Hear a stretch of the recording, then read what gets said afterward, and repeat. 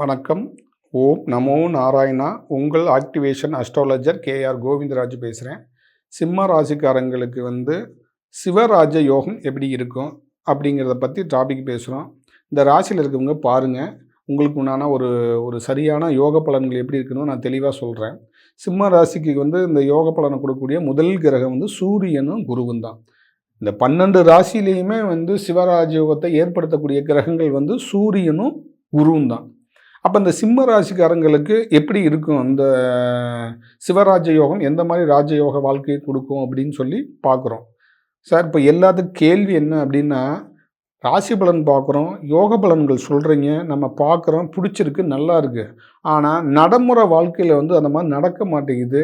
எத்தனையோ பேர் இருக்கிறாங்க, ஆனால் எல்லா வீடியோவும் நம்ம பார்க்குறோம். இன்னும் எனக்கு அந்த மாதிரி ஒரு சம்பவங்கள் நடக்கலை. இப்போ நீங்கள் சொல்கிறீங்க, இது என்னென்னு எங்களுக்கு எப்படி ஒரு விளக்கம் கொடுத்து நான் இதை எப்படி இதுலேருந்து வெளியில் வர்றதுன்னு எனக்கு தெரியலைங்க சார். எனக்கு ஒரே குடும்பத்துக்குள்ளேயும் ஒரே பிரச்சனையாக இருக்குது. இப்போ 8ல் வேறு சனி போய்கிட்டு இருக்குது, சனி பயிற்சி போயிருக்கு, குரு பயிற்சி வேறு நடந்திருக்குது.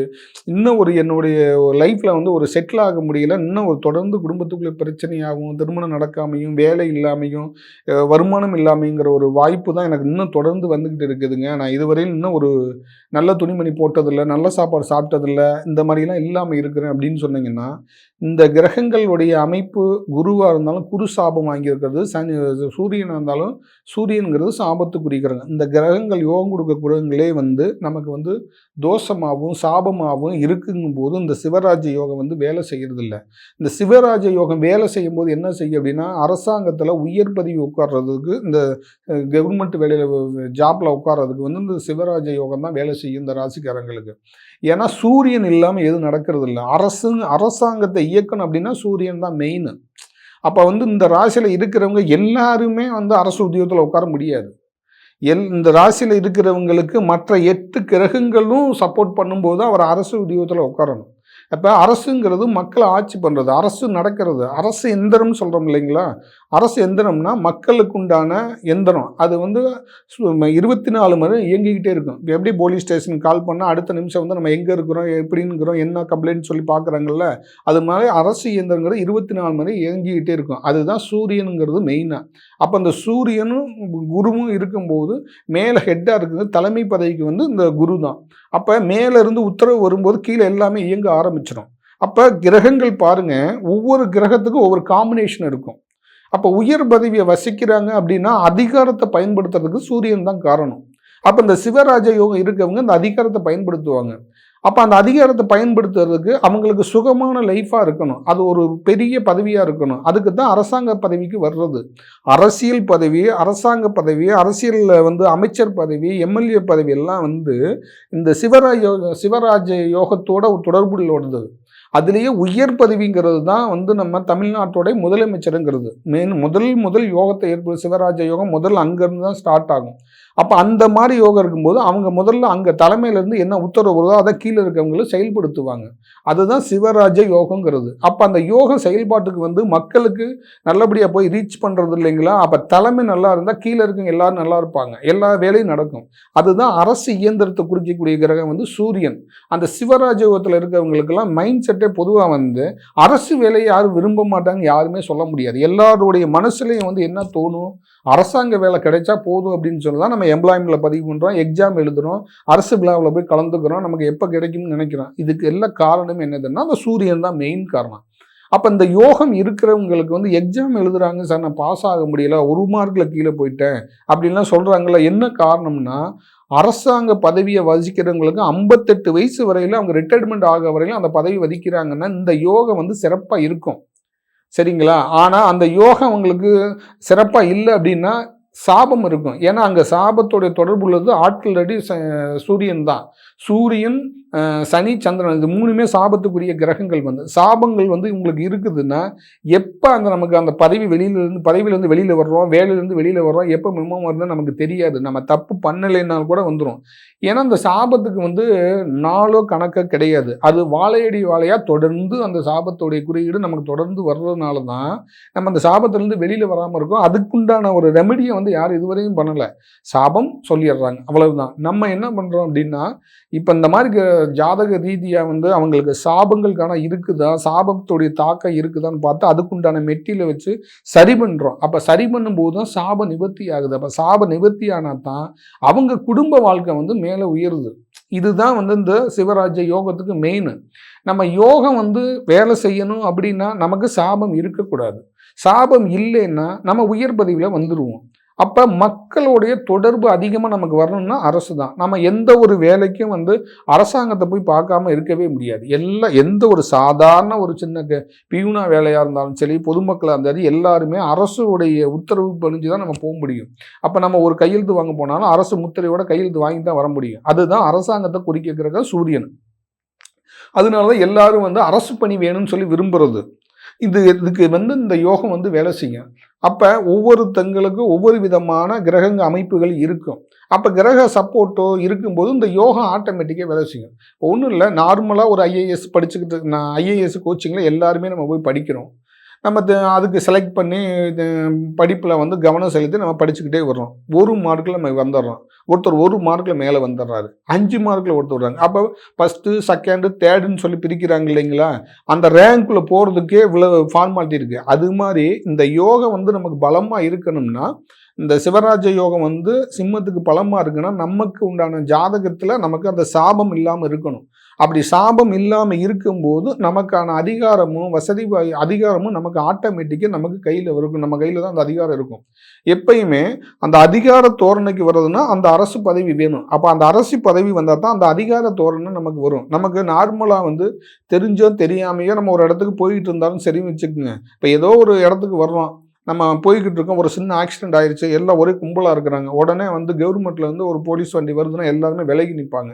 ஒரு பிரச்சனை நடந்துகிட்டு இருக்குது, ஒரு ஃபோன் பண்ணால் அந்த இடத்துக்கு ஜீப் வரும்போது எல்லாரும் விலகி நிற்பாங்க. என்ன காரணம்னா அந்த அரசாங்கத்தோடைய பவர், அதுதான் அரசுங்கிறது. அப்போ அரசு எந்திரங்கள் வந்து செயல்படுறதுக்கு சூரியன் தான் மெயின் காரணம். அப்போ அந்த இடத்துல வந்து நம்ம தப்பு பண்ணாமல் இருக்கணும். நம்ம அரசு வேலைக்கு போகிறோம் அப்படின்னாலும் நம்மளுடைய வேலையிலையும் சரி, நம்மளுடைய பேச்சிலையும் சரி, தெளிவாகவும் கரெக்டாகவும் நேர்மையாகவும் இருக்கணும். இது வந்து இந்த கிரகம் பார்க்கும், சூரியன்கிற கிரகம் பார்க்கும். அப்படி நம்ம நேர்மையான இருக்கும்போது அந்த பதவி வந்து அந்த பதவிக்கான எந்த இடையூறும் வராது. நம்ம நேர்மையாக இருக்க நம்முடைய பவர் வந்து கூடிக்கிட்டே இருக்கும். அடுத்தடுத்த போஸ்டிங் போவோம். ஆனால் இதில் ஒரு சில பேர்த்துக்கு நேர்மையாக இருந்தாலுமே அந்த பதவியில் உட்கார முடியாது. அப்போ என்ன காரணம்னா ஏதோ ஒரு இடத்துல ஒரு சாபத்தின் குறியீடு அங்கே வந்து தட்டும். அப்போ அதை நிவர்த்தி பண்ணிட்டா ஆட்டோமேட்டிக்காக வந்து உங்களுக்கு திரும்ப சரியாயிரும். அப்படி நம்ம ஜாதகத்தில் இருக்கக்கூடிய கிரக கோள்கள் வந்து நமக்கு வந்து எப்படி இருக்குது, அந்த 9 கோள்களும் நம்ம ஜாதகத்தில் எப்படி இருக்குது, ஜாதகத்தில் இருக்கக்கூடிய கோள்களை வந்து நம்ம கரெக்டாக பார்த்து அந்த கிரகங்களை பார்த்து தோஷம்னா தோஷத்தை நிவர்த்தி பண்ணி கிரகத்தடைனா கிரகத்தடை நிவர்த்தி பண்ணி சாபம்னா சாபத்தை நிவர்த்தி பண்ணிட்டோம்னா நம்மளுடைய வாழ்க்கை ஸ்டைல் வந்து மாறும். அப்போ வந்து அப்படி மாறும்போது குரு வந்து இப்போ குரு பயிற்சி ஆகுதுன்னு வச்சுக்கோங்க. அந்த குரு கிரகம் இல்லை சனி கிரகம் இல்லை ராகு கேது கிரகம், இந்த கிரகங்கள் வந்து நமக்கு பயிற்சி காலத்தில் வந்து நமக்கு இப்போ 3, 6, 12 இந்த மாதிரி இடத்துக்குள்ள வந்து நமக்கு சரியான இடத்துல நமக்கு வரலைனாலும் அதை பற்றி கவலையே கிடையாது. ஆட்டோமேட்டிக்காக நமக்கு எப்பயும் போல் நம்மளுடைய லைஃப் ஸ்டைல் மேலே வந்துக்கிட்டே இருக்கும். ஆனால் நம்ம இந்த சாபங்கள் இந்த தொடர்கள் இப்படி இருக்கும்போது இந்த கிரகத்துடைய தாக்கங்கள் வந்து அங்கே வந்து நம்ம லாக் பண்ணிடும். அது நமக்கு கண்ணுக்கு தெரியாது. அதுக்காகத்தான் கிரக மாற்றங்கள் வந்து நமக்கு நடக்கும்போது வாழ்க்கையில் முன்னுக்கு வரணும், நமக்கு திருமணம் நடக்கணும், குழந்தை கிடைக்கணும் அப்படிங்கிறதெல்லாம் இந்த பெயர்ச்சி காலத்தில் மட்டும் கிடையாதுங்க. இந்த பெயர்ச்சி காலத்தில் நமக்கு அது நடக்கணும் அப்படின்னா நடக்கணும் அப்படின்னு நம்ம விரும்புகிறோம் இல்லைங்களா? அந்த பயிற்சி காலத்தில் ஏன் நடக்க மாட்டேங்குது அப்படின்னா இந்த மாதிரி கிரகங்களுடைய தடை இருக்கிறதுனால நடக்கிறது இல்லை. அது நமக்கு வந்து தெரியறது இல்லை. இது வந்து ஒரு மிகப்பெரிய ஒரு படிப்பு. கிரகங்களை படிக்கிறது சாதாரண விஷயம் இல்லை. அப்போ கிரக ஓட்டங்கள் கிரகங்களோட உயிர் ஓட்டங்கள் உடம்புலையும் ரேஸ் பவர் ஆகிக்கிட்டே இருக்கும். கிரகங்களுடைய தொடர்பு நம்ம உடம்புலையும் இருக்கும், ஜாதகத்திலையும் இருக்கும். எந்த இடத்துலையும் கிரகத்துடைய எதிர்வொலி இல்லாமல் இருக்கவே இருக்காது. அப்போ நம்ம என்ன பண்ணணும்னா நமக்கு கிரகத்துடைய பவர்கள் வந்து எப்படி இருக்குன்னு நம்ம செக் பண்ணணும். அப்போ செக் பண்ணும்போது தான் கிரகங்களுடைய தடைகள் இருக்காங்கிறது தெரிய வரும். அப்போ நம்ம பார்க்குறது முக்கியமாக என்ன பார்க்கணும் அப்படின்னா கிரகங்களுடைய தடைகள் நமக்கு இருக்குதா அப்படிங்கிறத பார்க்கணும். அப்போ ஹாரோஸ்கோப்பில் வந்து நமக்கு எந்தெந்த மாதிரியெல்லாம் பிளானட்டோடைய ரேஸ் பவர் வேலை செய்யுதுன்னு பார்க்கணும். அப்போ நம்ம மாதத்துக்கு ஒரு கிரகம் பயிற்சி ஆகுது, வருஷத்துக்கு ஒரு கிரகம் பயிற்சி ஆகுது, இதெல்லாம் வந்து பெரும்பாலும் வந்து இப்போ நம்ம பெரும்பாலும் நடக்கக்கூடியது கிரக பயிற்சிகள். இப்போ நம்ம இங்கே இருக்கிறோம்னா இன்றைக்கி கோயம்புத்தூர் இருக்கோம், நாளைக்கு திருச்சியில் இருப்போம், நாளைக்கு அடுத்த 3 நாள் டெல்லியில் இருப்போம். அப்போ இயக்கங்கள் வந்து எதுவுமே நிற்கிறது இல்லை, இயங்கிக்கிட்டே தான் இருக்குது. ஆனால் நமக்கு தடைகள் வரும்போது முடக்கங்கள் ஆயிடுது. இப்போ நமக்கு வர வேண்டிய பணம் வர்றதில்ல, போகிற காரியம் சக்ஸஸ் ஆகுறதில்ல, அங்கங்கே பிளாக் ஆகுது.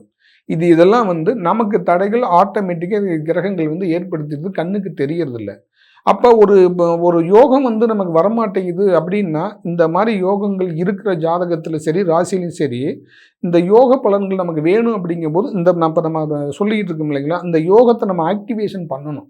நமக்கு எல்லா ஜாதகத்திலும் யோகம் இருக்குங்க. எந்த ஜாதகத்திலும் யோகம் இல்லாமல் இல்லை. அந்த யோகத்தை சொல்றதுக்காட்டிலும் அந்த யோகத்தை தடுக்கிற கிரகம் எதுன்னு நம்ம பார்த்து அதை சரி பண்ணிக்கணும். அப்படி சரி பண்ணும்போது தான் அது நமக்கு சரியாகும். இப்போ நம்ம தோட்டத்தில் பொதுவாக சொல்கிறேன், தோட்டத்தில் தண்ணி கட்டுறோம். ஒவ்வொரு செடிக்காக நம்ம தண்ணி விடணும். அப்போ வாய்க்காலில் தண்ணி போகுது. இங்கே நிறைஞ்சவனே அடுத்ததுக்கு திறந்துடுறோம்.